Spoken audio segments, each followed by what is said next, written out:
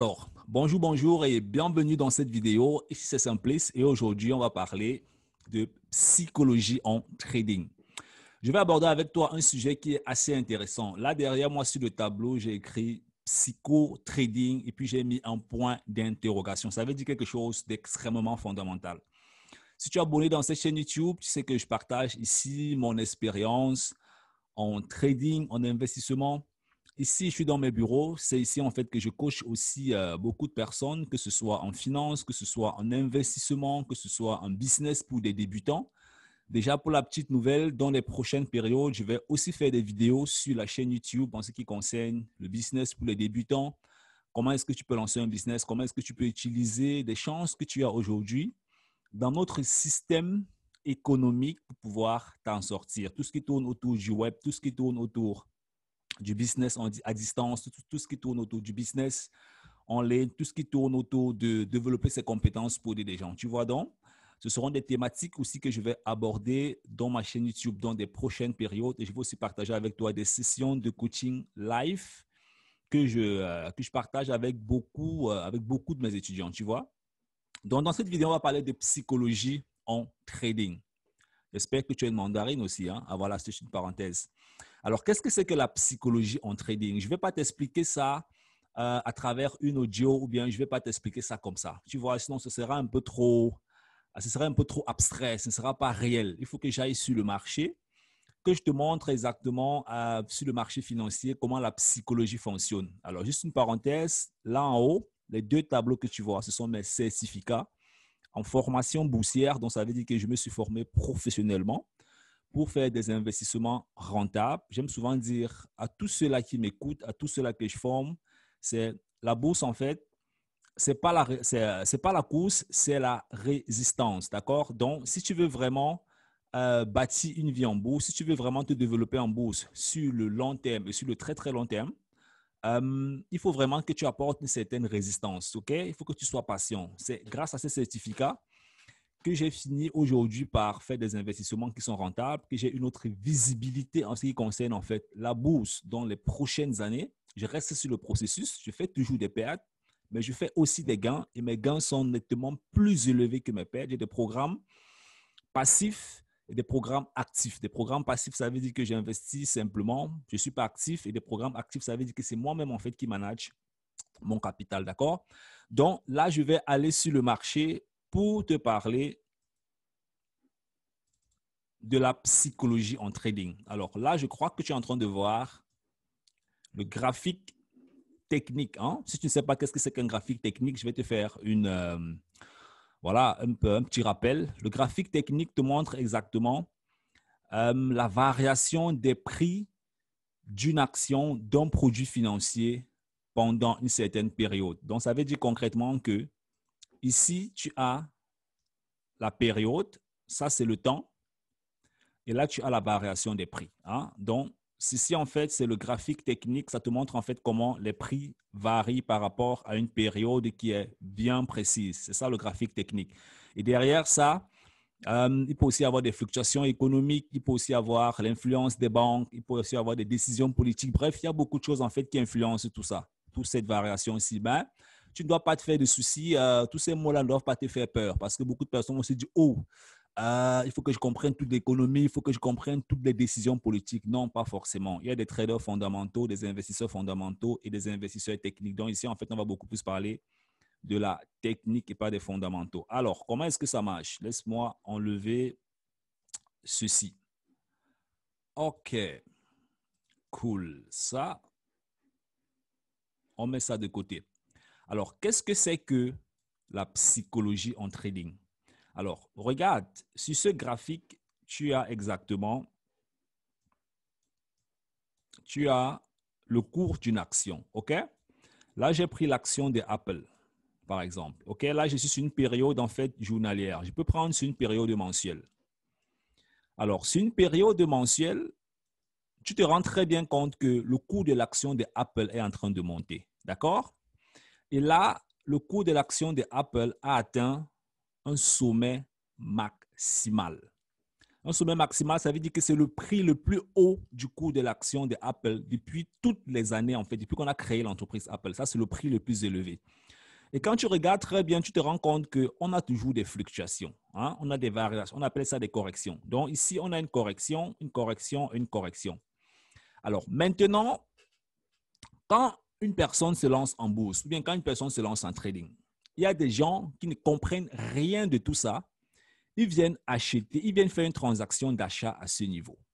Hein? Il va venir sur le marché et puis à ce niveau-ci, il va faire une transaction d'achat. Et quand il va acheter ici, les prix vont commencer à baisser. Il va se dire qu'il est en train de perdre son capital. Alors qu'en principe, il n'a pas encore perdu. Il est sur le marché, mais il n'a pas encore perdu.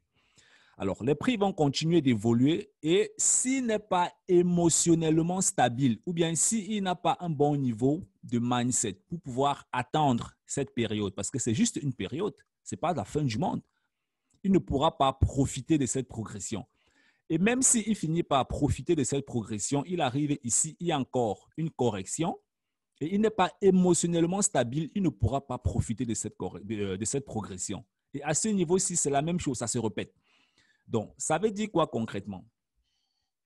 Ça veut dire que celui qui se lance dans le marché boursier ou bien qui veut faire des transactions en trading, l'un des premiers critères ou l'une des premières habitudes qu'il doit apporter, c'est la patience. C'est la patience parce que c'est la patience qui te fait attendre d'ici à là. Si tu es incapable d'attendre 1 an, 2 ans, 3 ans, une semaine, ben, pourquoi est-ce que tu es salarié? Ou bien pourquoi est-ce que tu décides en fait de faire 40 ans dans une entreprise pour espérer 800 € à la retraite? Parce que c'est toujours de la patience qu'il est question. Beaucoup de personnes patientent 5 ans pour avoir un salaire dans une entreprise, mais ils sont incapables en bourse de patienter 1 mois, 2 mois, 3 mois. Moi, je trouve en fait que ça, c'est souvent un peu illogique parce que la patience, tout le monde en a. La question, c'est où est-ce que tu mets ta patience en jeu ou alors où est-ce que tu appliques les principes de la patience. Alors, maintenant, je vais changer de période. Je vais prendre une période un peu plus basse. Alors là, je vais prendre peut-être une période de chaque 4 heures. Alors, là, tu vas te rendre compte que on a une autre structure technique, d'accord? Pourquoi? Parce que j'ai zoomé dans le graphique, d'accord? D'abord, on était à chaque 1 mois. Ici, je suis venu à chaque 4 heures. Je peux prendre aussi chaque jour, on aura encore une autre représentation technique. Alors, c'est ici que la psychologie aussi a un impact parce que beaucoup de personnes traitent de façon journalière, d'autres personnes font des investissements de façon horaire, donc chaque 1 heure, chaque 15 minutes, chaque 25 minutes, chaque 30 minutes, ainsi de suite. Donc, ils ont vraiment des périodes un peu très basses, OK? Alors, maintenant, tu vas voir un trader ou un investisseur qui va venir ici, il va faire une transaction d'achat. Il n'a pas compris tout ce qui s'est passé avant. Il vient ici, il achète. Ce sont ceux qui jouent souvent en fait au loto ou bien au jambo en bourse en fait, le hasard.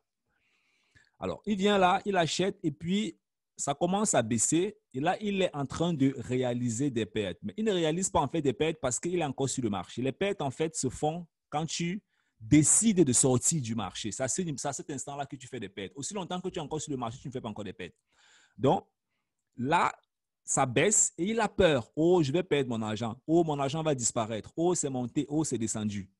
Alors qu'il aurait simplement pu attendre un peu et il aurait commencé à faire des gains. Pourquoi? Parce que la bourse, c'est un cycle. Je le dis souvent, la bourse, c'est un cycle. Ce sont les êtres humains qui font la bourse. Ce n'est pas la bourse qui font les êtres humains. S'il n'y a pas d'êtres humains sur la Terre, il n'y a pas de bourse. Toute l'économie, que ce soit la microéconomie, que ce soit la macroéconomie, tout ça est basé sur l'être humain. Pas d'être humain, pas d'économie. Tout ce qu'on développe, c'est pour améliorer les conditions de vie de l'être humain, pour encourager l'être humain à consommer et à se développer. Donc, tout est fondé sur nous. Et la bourse, c'est la même chose. Donc, en bourse, tu dois simplement être patient. C'est le premier critère. Et ça, c'est exactement à ce niveau que la psychologie se joue. OK? Tu viens là, tu fais un investissement. Au lieu d'attendre pendant une certaine période, tu es pressé de prendre l'argent et puis tu fais des pertes. Et puis tu vas dire que la bourse est risquée. Non, la bourse n'est pas risquée. C'est ton ignorance. C'est ton incompétence qui est le risque. C'est parce que tu ne comprends pas ce que tu es en train de faire. C'est ça le risque. Est-ce que tu peux te lever un matin, tu vas dans une entreprise travailler sans être formé à l'université? tu ne peux pas le faire. Alors, comment tu veux donc te lancer en bourse, en trading, sans faire une formation, sans comprendre les bases, la psychologie, les techniques, ainsi de suite? Il faut que tu comprennes ça. Sinon, tu es en train de jouer au loto, tu es en train de jouer au jambo avec ton argent. Il faut qu'on se dise la vérité. Donc, au lieu d'attendre cette période, il décide en fait de sortir rapidement parce qu'il voit que son compte est en train de faire le moins et puis c'est comme ça qu'il perd de l'argent. Et c'est la même chose. Il serait peut-être venu quelque part, ici, faire une transaction d'achat peut-être ici et ça descend. Au lieu d'attendre encore pendant une certaine période que ça monte, parce que c'est un cycle en fait. La bourse, c'est un cycle. C'est que pour ceux qui écoutent cette vidéo, qui vivent au Cameroun, on a la grande saison sèche, la petite saison sèche, la grande saison de pluie, la petite saison de pluie. Alors, au Cameroun, pendant 12 mois, c'est un cycle en fait. Donc, on sait qu'après ça, on aura ça. Après ça, on aura ça. Pendant 12 mois, le climat passe le temps à roter. Donc, on sait qu'après la saison sèche, on aura la saison de pluie. Après la saison de pluie, on aura la saison sèche. C'est comme ça que ça fonctionne. Et en Europe, c'est quoi? On a l'hiver, on a l'été, on a l'automne, on a le printemps. Bon, je ne sais pas si c'est en ordre, hein. Bref, on a ces 4 saisons. Donc, après le froid, on a le soleil, on a les saisons d'à côté. Alors, ça veut dire que celui qui réussit à supporter la période d'hiver, la période chaude, pardon, la période froide, il sait automatiquement qu'il y aura la période d'été.